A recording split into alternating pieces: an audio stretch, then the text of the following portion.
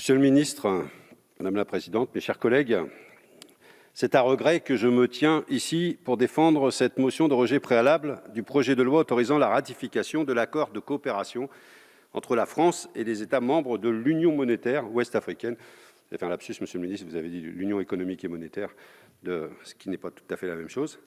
Regret parce que j'aurais aimé croire qu'une réforme du franc CFA, initialement appelée, souvenons-nous, franc des colonies françaises d'Afrique, ne l'oublions pas, aurait pu être l'occasion d'un débat approfondi entre tous les pays concernés et d'un véritable changement en profondeur de nos relations économiques et politiques avec les pays de l'Afrique de l'Ouest francophone.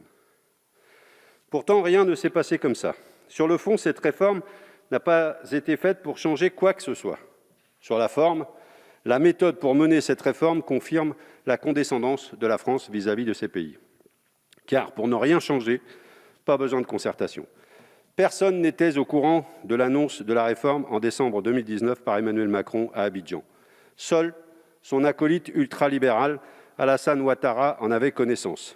Lui qui a été mis en place par les chars français en 2011 et qui est le champion de toute catégorie de la multinationale Afrique à forte composante française. Lui qui vient d'ailleurs de s'arroger un troisième mandat inconstitutionnel au moyen d'une répression implacable des opposants. Quant aux partenaires de l'Union monétaire de l'Ouest africain, l'UMOA, qui gère le franc CFA, à savoir le Bénin, le Burkina Faso, la Côte d'Ivoire, la Guinée-Bissau, le Mali, le Niger, le Togo et le Sénégal, ils n'étaient même pas informés. Pas plus que le gouverneur de la Banque centrale des États de l'Ouest africain qui pilote cette monnaie. Lorsqu'Emmanuel Macron a expliqué le sens de la réforme en décembre dernier à Abidjan, il a dit, je cite, « J'ai souhaité pouvoir mettre à plat l'ensemble des sujets pour écrire une page nouvelle de notre histoire commune. » Fin de citation. L'idée ne lui a donc pas été soufflée par les États membres de l'UMOA, comme on veut bien nous le faire croire encore ce matin. C'est encore et toujours Jupiter qui a décidé seul. Or, un changement de monnaie, si l'on respecte un tant soit peu les peuples concernés, aurait dû être un chantier démocratique, transparent et ouvert, quitte à être long. Prenons notre exemple.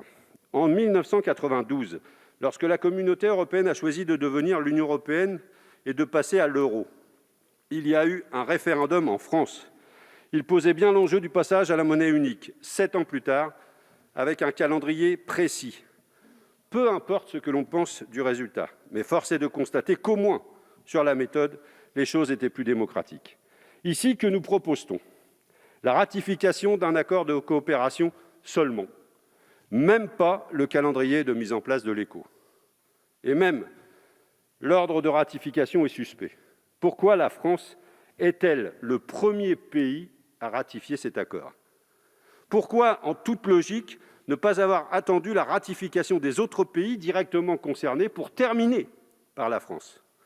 Notre Parlement aurait de ce fait pu tenir compte des débats démocratiques dans les pays directement concernés par cette réforme. Logique, non ? Question de méthode. Cette réforme est par conséquent un non-sens complet. Cela justifierait à elle seule que l'on rejette ce texte. Mais vous avez encore la possibilité de le faire.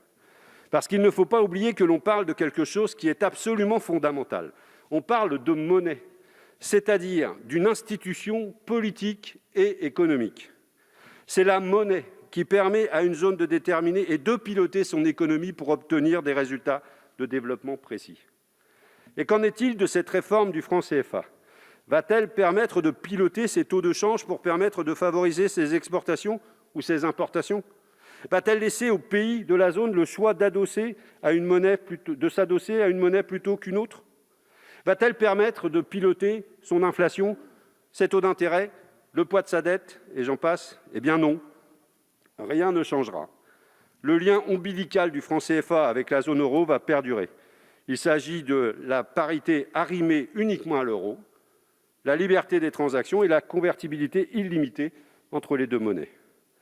Ce triple lien permet à toute multinationale qui fait du commerce dans la zone monétaire du franc CFA de bénéficier d'une sécurisation de ses investissements sur le long terme grâce à la parité franc CFA-euro, de convertir ses profits réalisés en franc CFA vers l'euro, puis de rapatrier ensuite ses capitaux vers la zone euro. Prenons simplement La parité fixe euro-franc CFA, pour ceux qui travaillent en euros, aucun problème, on est d'accord. Mais quand vous avez des secteurs entiers qui travaillent en dollars, c'est très compliqué. L'euro varie tous les jours face au dollar, et donc le franc CFA varie tous les jours face au dollar.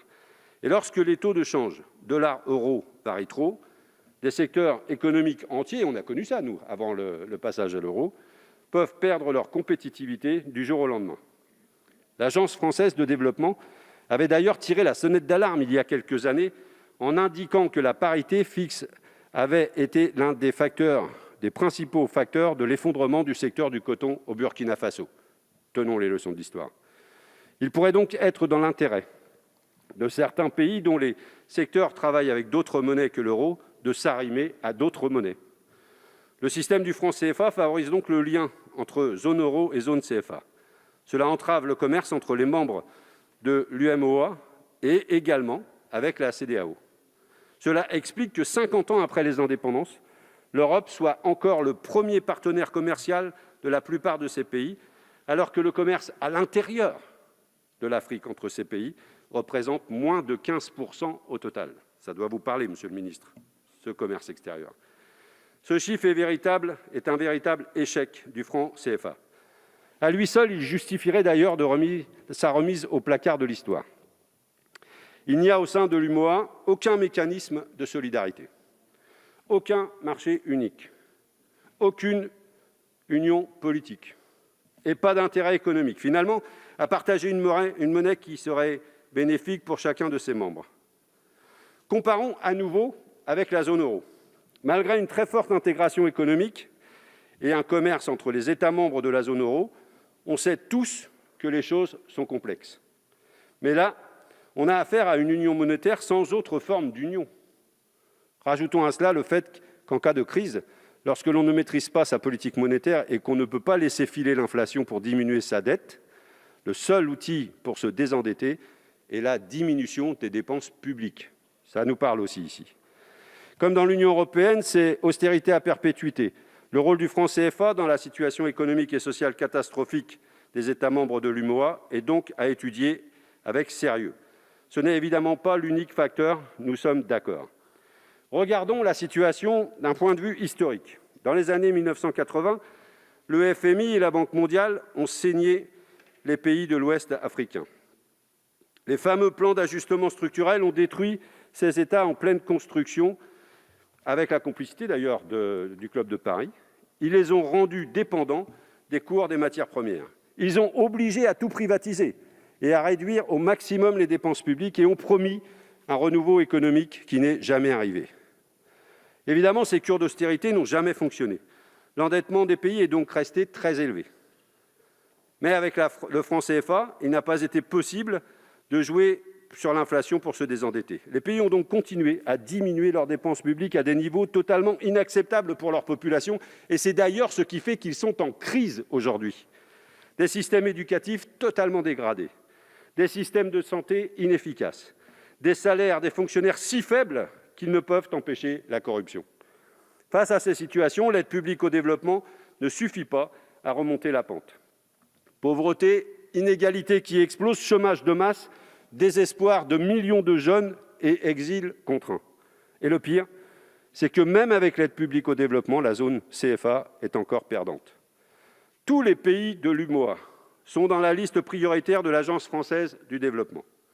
Une partie importante de notre APD est donc dédiée à la mise en place de programmes pour ces pays, dont certains consistent à construire des infrastructures.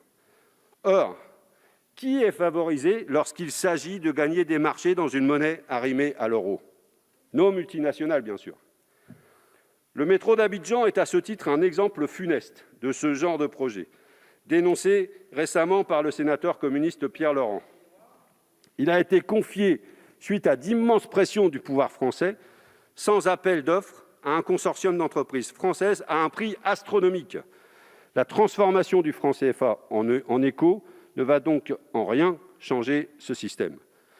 Les trois choses qui vont changer sont donc le nom, la capacité pour la Banque centrale des États de l'Ouest africain de déposer ses réserves de change ailleurs qu'au Trésor français, l'absence de Français dans la gouvernance de la zone monétaire. Et encore, l'étude d'impact de ce projet de loi dit que la fin de l'obligation de réserve de change au Trésor français ne changera rien dans la tutelle monétaire. Par contre, cette disposition coûtera moins cher à la France. Il n'y aura donc plus à rémunérer les avoirs déposés sur le compte dédié. Voilà qui en dit long d'ailleurs sur l'état d'esprit de ses auteurs. Quant à l'absence de Français dans la gouvernance de la zone monétaire, elle est à nuancer si on lit attentivement l'article 4 du traité. Au sein du comité de politique monétaire de la Banque centrale des États d'Afrique de l'Ouest, une personnalité indépendante et qualifiée sera nommée par le Conseil des ministres de l'UMOA en concertation avec la France. Je ne reprendrai pas ici une petite interpellation de Roselyne Bachelot cette semaine. Ainsi, la France sort par la porte pour mieux revenir par la fenêtre. L'objectif de la France vis-à-vis de l'UMOA est clair, faire taire les critiques populaires sur le franc CFA par une réforme plus que minimaliste. Concernant le nom de cette nouvelle monnaie, c'est une tartufferie, comme j'en ai rarement vu. ECO est le nom du projet de monnaie unique de la communauté des États d'Afrique de l'Ouest, une communauté économique qui englobe tous les États de l'Union monétaire ouest-africaine, ainsi que le Cap-Vert, la Gambie, le Ghana, la Guinée, le Libéria, le Nigeria et la Sierra Leone. La CEDEAO, ou ECOWAS en anglais, avait choisi le diminutif de son acronyme anglais pour nom de sa future monnaie. Nous avons affaire ici à une OPA hostile sur l'écho de la CEDEAO. L'objectif de la France vis-à-vis de la CEDEAO est clair : couper l'herbe sous le pied du projet monétaire de cette zone et imposer son écho comme un fait accompli pour étendre l'influence de sa monnaie à tous les États membres de la CEDEAO. Cet objectif est clairement énoncé dans le rapport de notre commission. Je le cite à la page 22.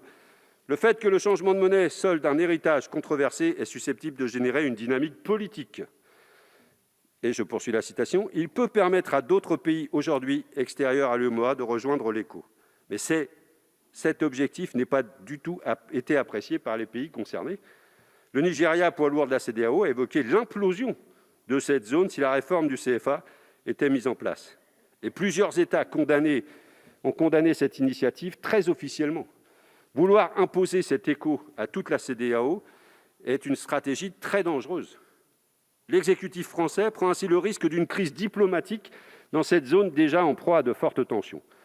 L'objectif absolu dans la CEDEAO devrait plutôt être le renforcement des États, de leurs services publics, de leur économie. Seuls ces objectifs permettront d'offrir aux populations des perspectives de vie et de travail sur place. Et seul objectif pour lutter efficacement contre le terrorisme qui ronge toute cette zone. Et par cette stratégie du chaos, la France affaiblit la CEDEAO. Or, la CEDEAO est l'appui de l'Union africaine dans la région pour mener une politique de convergence économique et financière, une union douanière pour créer des intérêts économiques communs dans la région et surtout pour mettre en place une devise commune. Affaiblir la CEDEAO, c'est affaiblir le relais de l'Union africaine pour l'intégration régionale. Affaiblir la CEDEAO, c'est affaiblir le multilatéralisme africain. Vous parlez de multilatéralisme, sauf quand ça ne vous intéresse pas. Et j'imagine que personne ici ne veut aujourd'hui affaiblir le multilatéralisme africain. Voulons-nous être complices de cette stratégie de casse ? Que l'on me comprenne bien, je ne penche pas non plus pour le très libéral projet ECO de la CEDEAO. Je constate simplement que le gouvernement français s'est invité dans ce débat pour en perturber le cours. Cette monnaie, assumez-le, correspond aux intérêts des classes supérieures africaines tournées vers l'extérieur et aux multinationales qui travaillent en euros. Pour les peuples et pour les PME africaines, cette monnaie peut être un véritable boulet. Votre majorité défend les intérêts des classes aisées et des multinationales en toutes circonstances et en tout lieu. Nous, députés communistes, nous opposons à cette réforme précisément parce qu'en toutes circonstances et en tout lieu, nous défendons les plus précaires, les peuples. Et pour cela, il faut un véritable renouvellement. L'exécutif français ne doit pas imposer sa volonté en faisant pression sur des dirigeants africains. Ces pays sont indépendants et il est insultant à leur dicter leur politique monétaire et économique. Cela ne fait qu'alimenter le sentiment anti-français. Avec cette réforme, nous sommes à 1000 lieues de ce qu'il faudrait faire pour réparer et construire des relations respectueuses, d'égal à égal, de coopération entre nos pays et nos peuples. Et pour finir, il faut se poser la question de l'intérêt d'une telle réforme pour les peuples. Eh bien, à l'occasion de ce travail, nous n'avons rien trouvé. Cette réforme n'est pas faite pour eux. Pourtant, c'est eux qui vont souffrir de ses mauvais côtés.